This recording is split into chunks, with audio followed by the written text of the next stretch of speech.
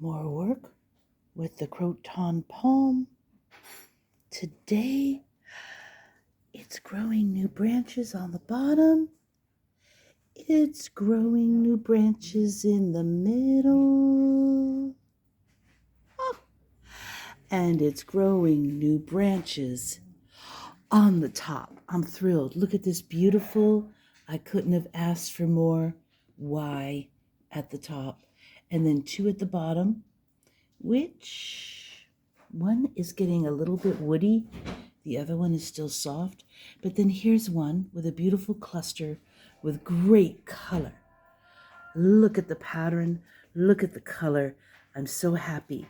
This is what happened after the transplant and the extreme prune. It decided to do this, and I'm thrilled. So we're going with it. Croton Palm Plant update. Yay!